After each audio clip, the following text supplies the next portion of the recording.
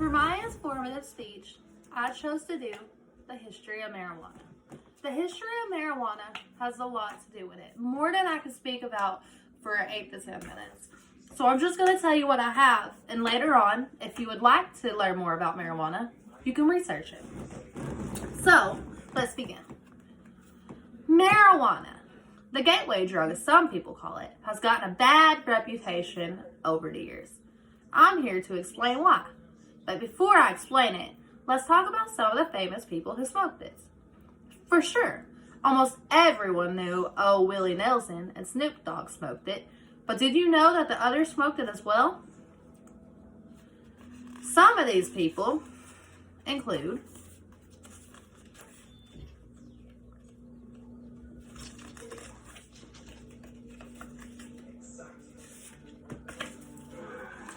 Morgan Freeman, George Washington, William Shakespeare, and Whoopi Goldberg. Like I said, that's only some of the famous people who smoked it.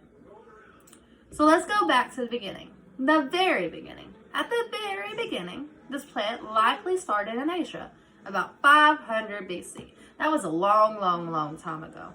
That was before Christ came. That was when the world was just starting out. This is showing you how long this plant has been around. The reason the people in Asia had this plant was for herbal medicine. While it was most likely started here, it has been rumored that it was an ingredient in holy anointing oil, referenced in the original Hebrew version of Exodus, which might make sense if you remember it was grown in 500 BC. After it evolved in Asia, it's made its way to Africa, Europe, and finally the Americas. In America, the plant was used to make clothes, paper, sails, and rope. The seeds were used as food. I couldn't really imagine eating the seeds. I know that in today's world, sometimes people put marijuana in brownies and food, and they make cannabis butter and that kind of stuff. But personally, I couldn't imagine eating the seeds. In the 1600s, Virginia, Massachusetts, and Connecticut colonies were required farmers to grow hemp. These early plants had low levels of THC, which means that the THC they had back then wasn't as potent as it is today. The hemp was allowed to be exchanged for legal tender, meaning money, in Pennsylvania, Virginia, and Maryland. In the 1800s, cannabis extracts were sold in pharmacies and doctor's offices throughout Europe and the U.S. to treat stomach problems. Which makes sense because, today people still use it for that, and people also use the CBD oil to help them with anxiety. In 1906, the Food and Drug Act required that any product containing cannabis be labeled appropriately, which means that everything that had cannabis in it had to say that it had cannabis in it. In 1930s, research showed that marijuana use was linked to crime and violence. This was our government trying to scare us. I'll give you an example of that.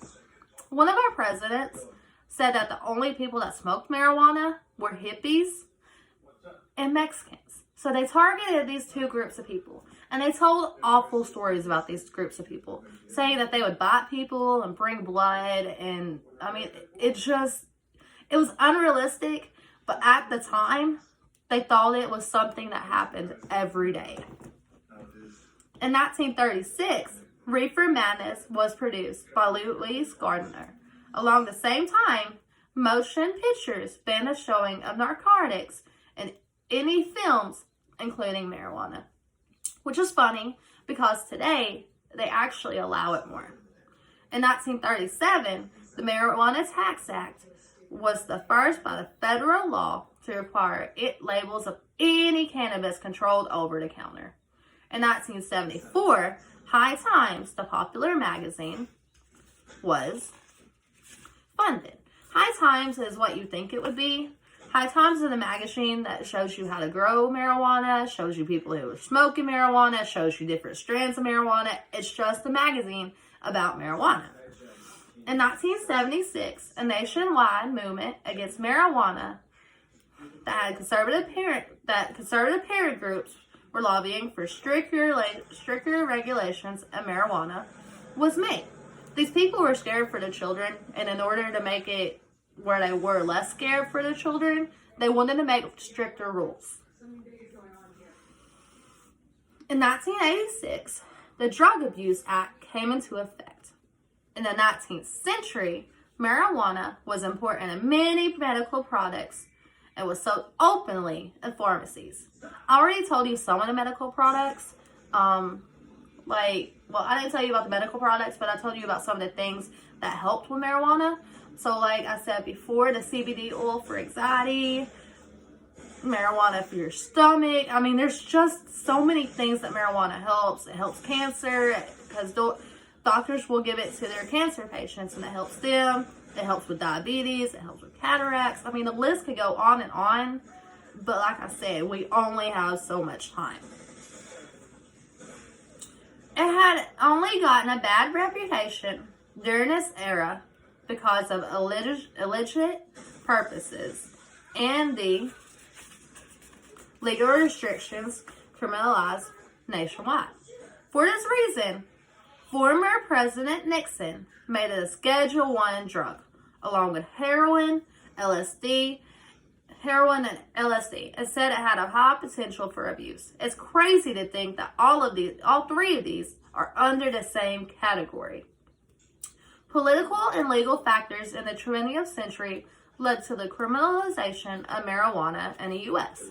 Cali, meaning California, was the first state to legalize it for medical purposes, later making it available for recreational purposes. 29 states now allow it for medical purposes, and some of these states include recreational purposes. The legal states include Alaska, California, Colorado, Illinois, Maine, Massachusetts, Michigan, Nevada, Oregon, Vermont, and Washington.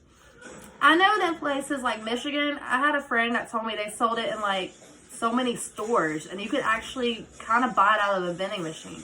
You could pick the one you wanted, and it's just really crazy to think about that because in North Carolina, it's still illegal. But if you go to somewhere it's like Michigan, you're able to see all the different dispensaries, all the things they make with marijuana, and even go down the street smoking a joint. In closing, I'd like to remind you to stay woke and maybe do some research on this topic yourself sometime. This is only a little about the history of marijuana. There's so much more, like I said. For my visual, I'd like to show you my hemp daily moisturizer. It's got cannabis oil in it, and it's got the hemp plant in it. It relieves dry skin, and it's really good. It makes your skin so soft, and it smells amazing. Maybe sometime you people should get something with Infinite and see how much better it works than the stuff that you already get.